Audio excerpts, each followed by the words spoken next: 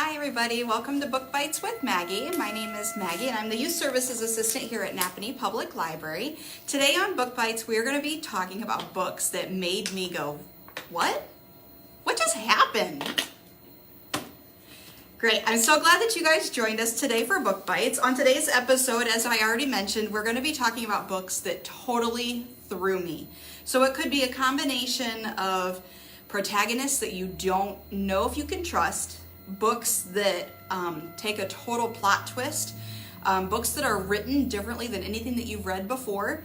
And I'm going to show you a couple of mine that are here from the Napanee Public Library collection. I don't have a guest host today, so I'm going to really ask for some feedback from you guys. So if you're watching live here on Facebook, I would love to have you guys share some books that made you go, what? What just happened? Some of these titles, like what I'm sharing, maybe you've read them and you thought that they were fine and they didn't really stand out to you in your memory, but I definitely would appreciate some feedback from you. If you do watch this episode after it is live, you can still look at the comments, see if other books have been recommended that would be great for this theme, or if you had other questions, somebody else might have already answered those in the comments. So without too much further ado, I'm going to share with you some of these titles. This first book here I read a couple of years ago. This is Libba Bray's Beauty Queens. It's a crossover between a teen book and a fiction book, and it takes place on an island after a plane crash. And it's not just any plane crash. This is a plane full of competitive beauty queens, and they are stuck on this island, and it is totally sarcastic. Oh, that's not right. Sarcastic, excuse me. It's a very sarcastic book. And when you are reading it, these girls, they are so wrapped up in the competitive world that they're not focused on necessarily surviving. So they're still here in the middle of this deserted island doing their dance numbers just in case they get rescued in time for the competition. They're not worried about eating food and trying to survive. It's very, very sarcastic.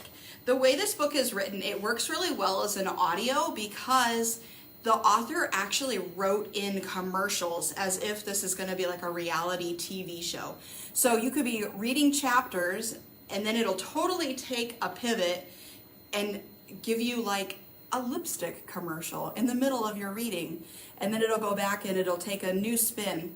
Now what happens with this storyline is kind of another reason that made you go, wait, what just happened? And that is because there's like an underlying plot. So when you start reading it, you're not sure who you're supposed to trust and who's the truthful person and who's got it out for each other. And this book totally kept me guessing from the very beginning. This is, again, Beauty Queens by Libba Bray. We have this one only available as an e-audiobook on Libby. You can access that with your Napanee Public Library card. Okay, so if you need help getting that, just come and see us here at the library and we'd be happy to get you set up with that. The next one I have is also going to be one that's available only on Libby. This is Good Morning Midnight by Lily Brooks Dalton. And this is going to be like a sci-fi book. This one takes place in the Arctic Circle. So if you're doing Expand Your Horizons and you're looking to read a book that takes place in the Arctic Circle, this one would qualify for that. Our main character, it's like August or something like that, Augustine, he is fascinated by the stars. And so he is trying to learn all that he can about the stars. And his entire group is actually taken, and they want to take him too. They want to get away from their location where they are working, and for their safety. There is some issues going on that they need to evacuate their facility. But Augustine doesn't want to. He's a little bit older, he's not worried, and he's very remote. There is nobody else around. He's totally by himself. So when his rations are gone, they're gone. There's nobody to contact him. He has no way of communicating with anybody. And soon after his entire team leaves, a little girl shows up. This is very, very bizarre, right? Because They're nowhere near any type of society. It takes this kind of scientific twist. And so you're everywhere from Jupiter to questioning and going back and forth in time. And it just really stood out to me as a book that was something that kept me guessing. It does come full circle at the end, but you have to work through all the plot twists and what are actual conversations and what are conversations that are happening in his head, as he doesn't really know what family is. He's never had a chance to see what true examples of love are and what a family looks like. And so between this, aging astronomer and this little girl who just shows up in the middle of the Arctic Circle, you're really flummoxed. You have no idea what's happening. So this is another book that made me go, wait, what? Good Morning, Midnight is actually an inspiration for a Netflix original. It's going to go by the title of The Midnight Sky. I have not actually seen it, so I don't know what the comparables are on that, and I actually just learned that it had a Netflix adaptation just yesterday. We only have this book available as an e-audiobook on Libby. Again, like I said, with Beauty Queens, if you need access to that with your Napanee Public Library card, stop in and see us here, and we would be happy to get you all set up. Okay, the rest of them are books that we have in a physical format. I'll hold these up. We might also have them in an additional format, and I'd be happy to share those with you as well. Hopefully we have a couple people that are leaving some comments. Maybe some of these books are also ones that you have read, so let me know if you've liked them as well. The next title that I have for you is Northern Spy. This is by Flynn Berry. This is going to be a Reese Book Club pick from like 2000, maybe early 2021. Yeah, maybe 1 or 2 years ago. It's been a little bit. And this is the story of two different sisters, and they're like inseparable. They do everything together. And so when one of the sisters is accused of a crime with the IRA, the other sister's like, that's not possible. That's not the sister that I know. We were not raised to be these violent people. And so you're following the storyline between a sister who is totally blindsided by what is happening to her sister and what is being spoken of in the public eye. She sees things and that her sister is accused of on TV, and you don't know who's telling the truth, because the person that the one sister knows is totally different than what society is saying they believe this other sister has been accused of. So as you're reading this one, it definitely takes you on some spins. If a psychological thriller is not a topic that you would normally read, this one might be a great breakthrough into that genre for you. So this is a book that has themes of things from like MI5, the IRA, and then they're going to keep you guessing. But if you don't know a lot about that, it's very surface level in that it'll explain a little bit of backstory, and the historical content, to my knowledge, would be pretty truthful.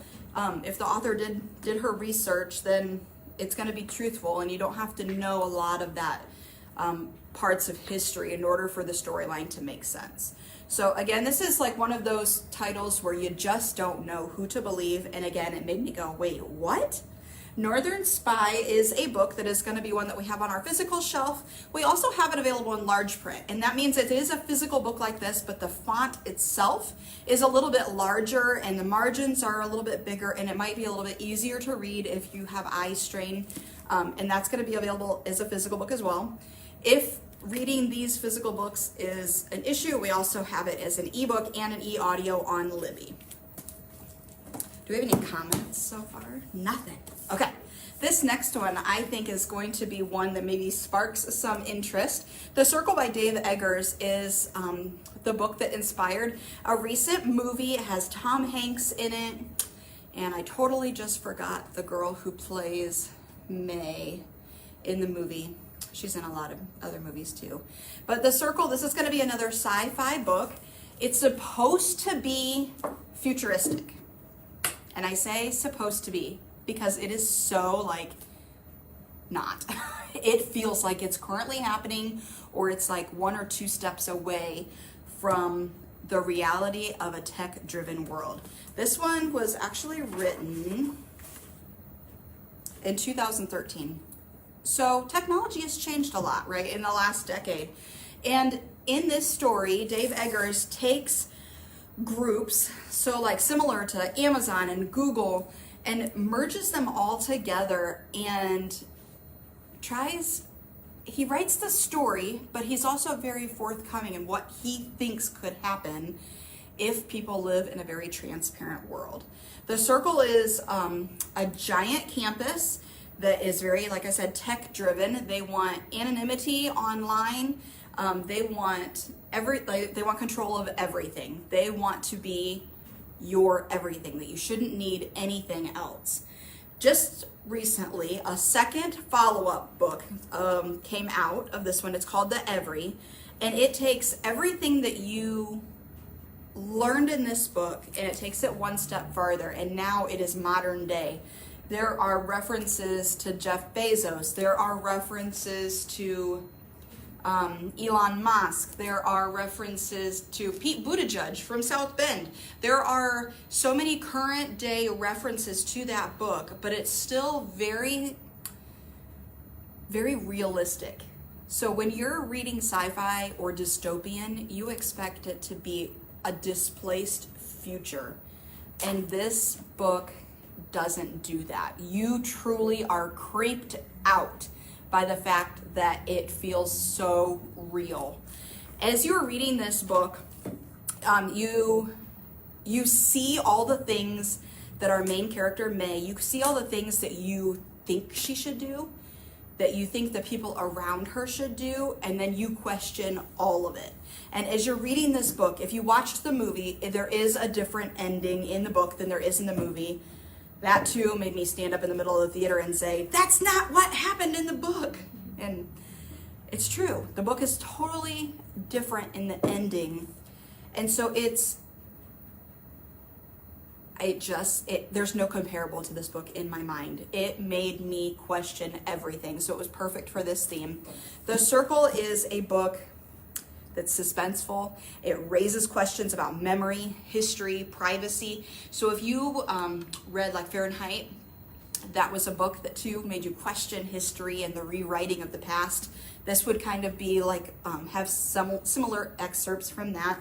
And then the capabilities of what human knowledge can look like in a tech-driven world. The Circle is going to be upstairs in our fiction section. We do not have it available as an e-material, but if you like this book, we do have the second one, The Every, also on our shelves. It's written by Dave Eggers as well. I think Steven Spielberg is the one that produced the movie, so it's very, very well done. But there's a lot more content in the book. There are huge other storylines, multiple other characters that take place in the book that are totally not even a part of the movie. So don't judge the movie by the book and don't judge the book by the movie. They're very, very different, but equally books and movies that make you question, wait, what just happened? Okay, here's the next one, and I am so gonna butcher our author's name. This is The Flight Attendant by Chris Bojalian. Did I say it right? I'm hopeful. I practice and practice and practice saying his name. Chris writes books from all kinds of genres. The Flight Attendant is a fast-paced book that takes place kind of in, well, multiple locations, because the start of the book is a flight attendant who starts flirting with a passenger. They end up in Dubai, and the next morning when she wakes up, this gentleman is dead, and there is blood all over the hotel room. She has no memory of what happened, and instead of informing anybody, she just runs and gets back on a plane and hopes to distance herself from this crime scene before it is exposed. And it is a fly by the seat of your pants book that makes you question what you think you know. So it's not written as a mystery, but there's so many unknowns that it would really appeal to somebody who is maybe a traditional mystery writer. The characters kind of flutter in and out. There's lots of new characters and references. You get into a like a backstory behind how she became a flight attendant, and then the mystery part of it, and the like the criminal sides of what's happening on the sidelines also throws some spins into the storyline. So you're not sure who to believe, and in the end of the book, you still don't know what to believe. And when I closed this book, I said, wait, what just happened? Because it's a title that you feel like you could reread, and everything that you didn't pick up on the first time you read it is going to make so much more sense. So it's almost a book you want to read like back to back 2 times. So this is The Flight Attendant by Chris Bojalian. He also wrote The Red Lotus, which takes place, it really came out like super close to the pandemic, and there's a pandemic situation in that book too. He wrote The Witch Hour and some other really popular books. So if you enjoy this writing style, I can promise you they're all going to be very well researched, and so it makes the characters and their settings well developed. So they're not just fluffy reads. This is, again, The Flight Attendant. We have this one as a physical book, a large print physical book, and on Libby as an ebook and e-audio.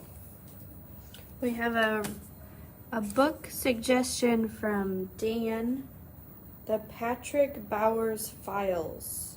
Have you read that one? I have not. The Patrick Bowers Files. It's a series from Stephen James, has had surprises for me at several points. The main protagonist, an FBI agent, Patrick Bowers, specializes in environmental criminology. The author throws in several twists in the series plot. Who is the main bad guy across the whole series? They think they caught him? Ooh, wait, they didn't. Oh, there's a different bad guy in this book? Oh, wait, it's the same one. ... A lot of pondering who done it. That sounds right up my alley. I love Bones, the TV show Bones, and that sounds very similar. So like kind of these characters where you're following this train of thought and you think you've got it, but you don't. That's actually a perfect segue for this next one. This is The Last Mrs. Parrish. Honestly, people either love or hate this book. I was both. I wanted to throw this book across the room. I was so mad. When you're reading books and you are reading from a perspective, you want to advocate for your person, like who's the standpoint you're reading from, your protagonist. You want to root for them. They're often the underdog. They're the center of the story. And this book is written in 2 halves from 2 different perspectives. And I got through half of it and I thought, what the crap was this author doing? Liv Constantine, what is your issue? She chose to write a book that starts out with a girl who is a gold digger, and she is desperate to make herself the new Mrs. Parrish. She wants to get in the middle of a marriage. She wants to take over this family. She wants to replace somebody as their mother. She wants to replace another lady as her husband's wife. She wants to become friends with all the same friends. She's snarky. She is arrogant. And you hate her. You absolutely downright hate our main character, Amber. That's it. You hate her. Why would you write from that standpoint? Right? Okay. Then you get to part 2. Part 2 is written from the wife's standpoint. So Amber is taken in by the wife, is treated like a best friend, is given access to her home, to her family. And jealousy changes people in a way that just, it changes you. Jealousy changes you. And when you learn everything that made you mad in the first part of this book, it all comes together so completely full circle that the people that I truly believe hated this book, it's because they didn't keep reading, because of the emotions that it drives. So when you're reading the second part and it all comes together, you're like, oh my word, that author that you loathed for so many chapters, now you're like, that's brilliant. I have never written or never read anything quite like this one. The Last Mrs. Parrish takes you through what it is like to live as a millionaire with no wants or needs. and to be like a top pillar in society. Everybody wants to be like you, but nobody knows what it's like to live in your shoes. And the thought process in putting these characters together is unequivocally a book that stands out in my memory as makes me go, wait, what just happened? I will recommend this book over and over again, but I always give the warning to please, please, please keep reading into the second half of the book, because if it ever comes back to the library and it has a broken spine, I can guarantee they didn't read that far and they threw it across the room, just like I was so tempted to do. The Last Mrs. Parrish comes in a couple different formats. We have that as a physical book. We have it as an ebook and also as an e-audio. The e-audio does have 2 different readers, so you get the difference in the voice to hear both sides of the story. Okay, I have one more. Do we have any comments? So, I just commented and said that The Last Mrs. Parrish sounds a lot like Verity by Colleen Hoover. I did not read that one. It's nuts. Crazy. Like you can't trust your protagonist. Kind of sound similar, yeah. Okay. I might have to put that one on my radar because, okay, was this one fiction? This is fiction. But you almost think it's so specific and so detailed that it feels like it's written after somebody. It is based on a certain something that happened. And you had to check if it was a biography or not? I mean, or True like crime? inspired by, or a memoir, or yeah.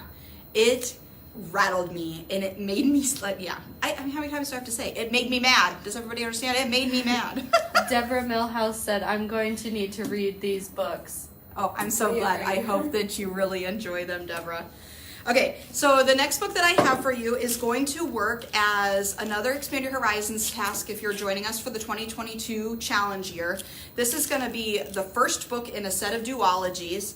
I don't know if a third book is being written. Anthony Horowitz is our author. And when you read The Word is Murder, the second one is